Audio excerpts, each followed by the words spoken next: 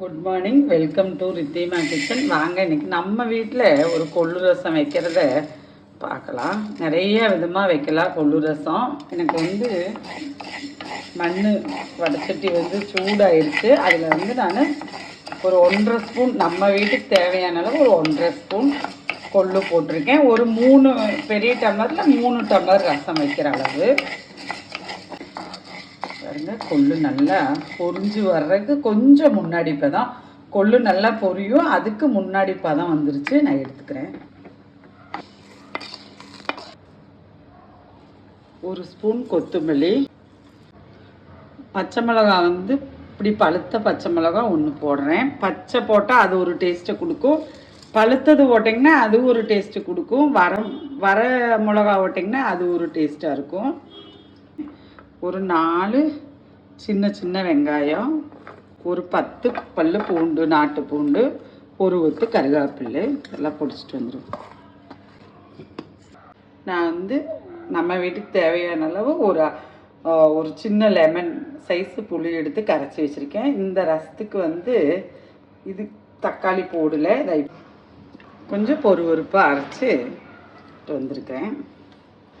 நீங்கள் எதில் இதுக்கு பொடிப்பீங்களோ இடிகல்லையும் இடிச்சுக்கலாம். நான் மிக்சியிலேயே பொடிச்சிட்டேன். இதுலேயே பெருங்காய பொடியும் போட்டுக்கிறேன். இதில் உப்பு, 1/4 ஸ்பூன் மஞ்சள் பொடி, இப்போவே மல்லித்தலையும் போட்டுட்டேன். நான் தேங்காய் எண்ணெய் தான் ஊற்றிக்கிறேங்க. கடுகு போட்டுக்கிறேன். 2 சின்ன வெங்காயம், ஒரு கொத்து கருவேப்பிலை, ஒரு வரமிளகா. சாதாரண நம்ம ரசம் செய்கிற போலதாங்க.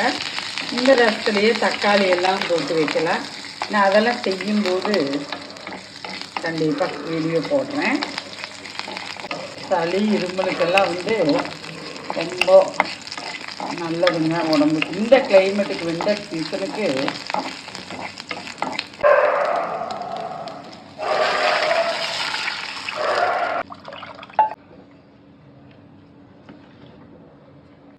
ரசம் நல்லா தளத்தளன்னு கொதிக்கணுங்க.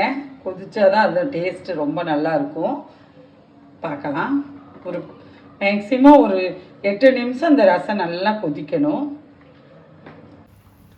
பாருங்கள், நல்லா ரசம் கொதிக்க ஆரம்பிச்சிருச்சு. இப்படியே ஒரு 8 நிமிஷம் இப்படியே கொதிக்கட்டும். இந்த டைம் நீங்கள் வேணால் கொஞ்சம், ஏன்னா இது நம்ம தக்காளி போடாத ரசம், ரொம்ப புளிப்பு வேண்டான்னு சொல்கிறவங்க புளி கம்மி பண்ணிக்கோங்க. இது எனக்கு ஒரு 3 டம்ளர், பெரிய டம்ளரில் 3 டம்ளர் ரசம் ஆகுங்க. அந்த அளவுக்குள்ளதை எடுத்திருக்கேன் நான். இந்த டைம் வேணால் நீங்கள் ஒரு துண்டு வெல்லம் போட்டுக்கலாம். அப்போ அந்த புளியோட குத்தல் இருக்காது. பாருங்க, இவ்வளோ போட்டுக்க போகிறேன். உங்களுக்கு விருப்பம் இருந்தால் நீங்கள் போட்டுக்கலாம். டேஸ்ட்டை ஒன்றும் கூடி வெறும் புளின்னு சொல்கிறதுனால டேஸ்ட்டை தூக்கி கொடுக்கும். ரசம் நம்மளுக்கு ரெடி ஆயிடுச்சு. வாங்க, இந்த சீசனுக்கு, குளிர்காலத்துக்குள்ளே, விண்டர் சீசனுக்குள்ளே ரசம் சாப்பிட்லாம். இது மாதிரி நீங்களும் செஞ்சு பாருங்கள். குழந்தைகளுக்கு செஞ்சு கொடுங்க.